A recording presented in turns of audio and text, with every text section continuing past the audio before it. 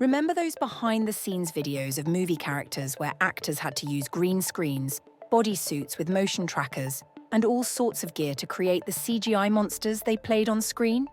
Imagine if you could do all of that with just your phone. This is something that Meshcapade, a small software company based in Germany, is working on. It creates foundation models that enable digital humans to see, understand, and move.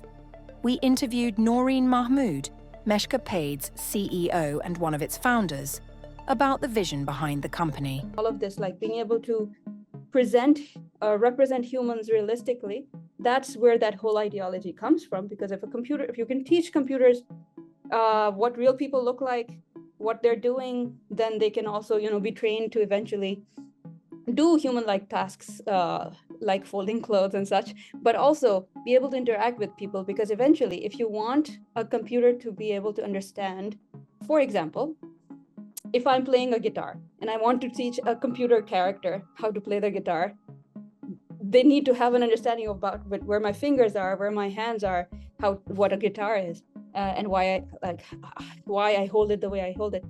And then the inverse of that is even true. If you want to have a computer model teach the guitar to some kids, or teach some kids to write even, it needs to understand all about that human, how that person should be holding the pen, or the guitar, and all of these things are necessary. So yeah, that's what I want. Meshcapade is already well on its way to developing these humans.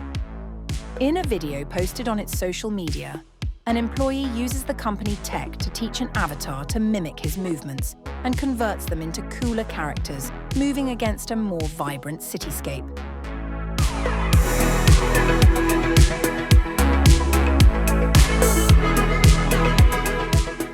So our reporters decided to test the technology for themselves.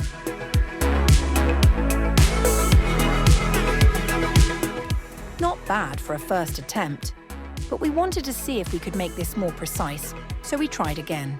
This time we were really excited by the results we got.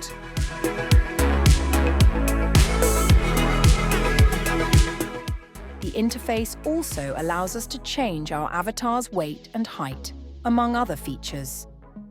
The most interesting thing for me during that research already was we were building our computer models for our own solutions so that we could help computers understand humans. But we started getting, while we were building these models, we started getting requests from other departments. Like there was a biomechanics department that was learning how to identify mobility issues in people by looking at them, how they walk. And they started approaching us, can you help us with your computer model of humans to understand gait analysis so that we can see if somebody's having knee problems. Same happened for, there was another group doing perception studies about how people look at themselves, especially people with weight issues like anorexia and bulimia, who have this disconnect between what they see in the mirror about themselves and what they believe, what they're actually look like. They always assume that they are, much fatter, for example. And then this is a mental, disassociation that they start creating. And this is to some level also, made worse by social media and whatnot. All of these kinds of groups started approaching us saying, hey, what you're building is useful for us too. And this made us, more and more sort of passionate about what we were building and making it usable for all of these different kinds of use cases. And so, Mahmood formed Meshcapade with partners Michael Black, who now serves as chief scientist, and Talha Zaman, now the chief technology officer. Using these models, based on templates of real people, the company is forming the building blocks that will allow computers to understand people and then to be like them. This begs the question, what makes us human? Is it our self-awareness, our ability to empathize, or perhaps it's our complex language? We convey abstract ideas, share detailed stories, and communicate emotions with precision. Our creativity fuels our innovation. From art and music to literature and technology, we constantly push the boundaries of what's possible. Our sense of morality and ethical reasoning shapes our actions. We build complex cultures and societies. Traditions, customs, and institutions define and organize our lives. Curiosity drives us to explore and seek understanding. Our use of tools is unparalleled. We create and manipulate sophisticated instruments, shaping our environment in profound ways. We pass our knowledge down to future generations, and we act of our own free will. And so, what makes us human is a tapestry of interconnected traits and abilities. So will we be able to teach these generated humans, placed inside video game environments or as chatbots, traits like empathy, to understand and appreciate the world? Mahmood believes we will. Of sort of this evolution of how we will interact with computers. So this is all going to get better and better. And AI is at the center of this, because these AI methods are creating new kinds of, there's sort of like these they're called neural networks. They can be trained for language, they can be trained for different kinds of information in the world, to combine all of those different kinds of information and reason about that information, just like the human brain works. When we are looking at the world, we're not just looking at the world, we're also hearing, we're also sensing. We can feel, we can smell. So we're using all of our senses. The computers don't have all of those senses yet, but it's learning to understand more and more from vision and hearing. Right now, it will potentially also keep on growing to understand more and more about language, about how we are interacting, and it will just keep on getting better because of these kinds of training methods. Mahmood believes these digital humans will also have an understanding of human intentions. However, with these advancements come growing concerns about user privacy. AI's ability to process vast amounts of data and make decisions raises critical questions about data security, consent, and the potential for misuse. You just need to be able to ask the user, and they will tell you how to use their data or how not to use their data. And that's just a maximum of fairness that has to be there for all kinds of training for AI. It's the law. We have to. So that's one of the most important things. That's also why we wanted to stay in Europe, because Europe has very strict GDPR laws and laws about people's data and how it is used by companies.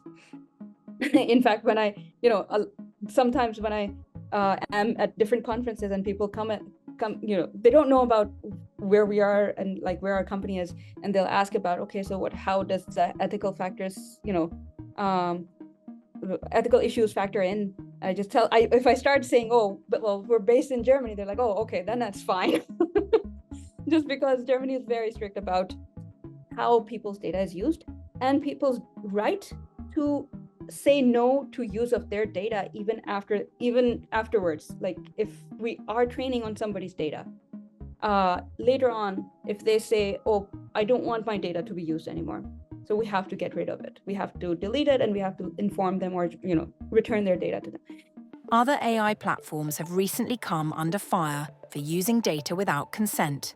A notable example being the controversy involving Hollywood actress Scarlett Johansson. After OpenAI released a virtual assistant featuring a voice that sounded eerily similar to Johansson's, her legal team demanded that the company disclose how they developed the voice. The company initially denied these allegations before deleting the voice altogether. Mahmood believes that if the legal backdrop against which platforms like Meshcapade operate provide airtight safeguards for consumers, the thought of similar platforms cropping up will not be a scary one.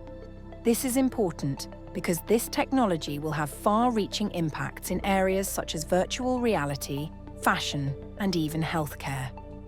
So there were some people in African countries and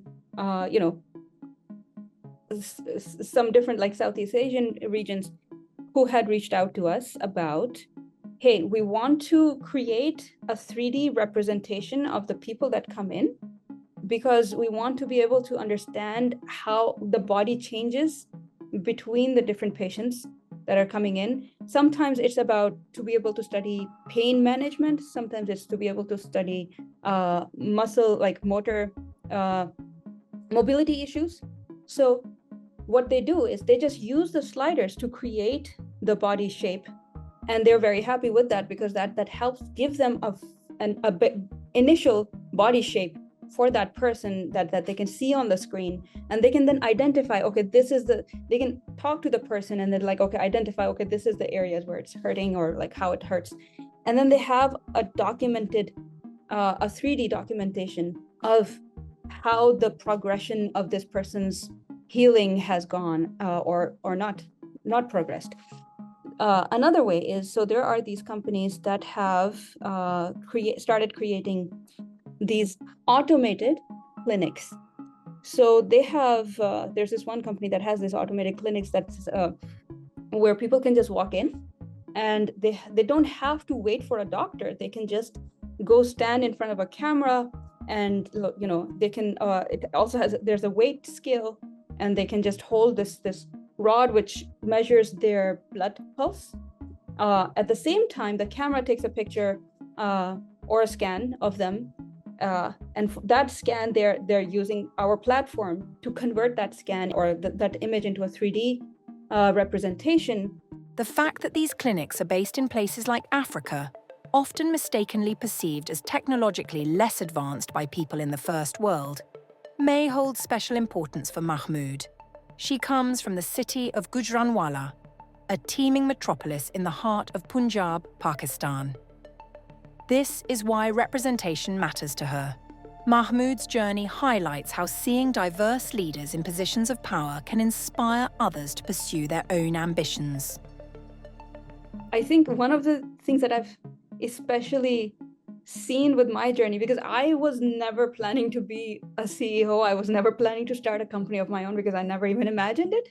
And the reason why I never imagined it, because I didn't really know any other women in my family, in my surroundings, in the world in general, that had started companies.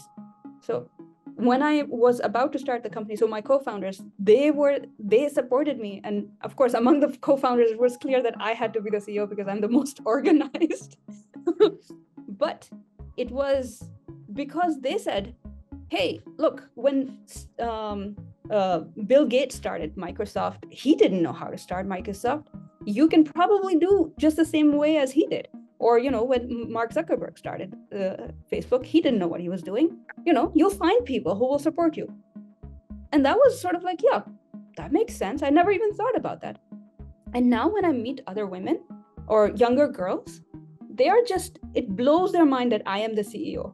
Because also I am a woman, first of all, they don't hear about that many women CEOs, but then also because I'm from Pakistan, it's like, what? And then also I wear a scarf. It's like so many levels of surprise. And then once that message sinks in, then it also empowers other women, other girls, especially girls who are growing up. Representation really matters. So for everybody, my message is, don't be worried and don't be afraid of doing something big just because you haven't seen anybody else like you do it. Just do it.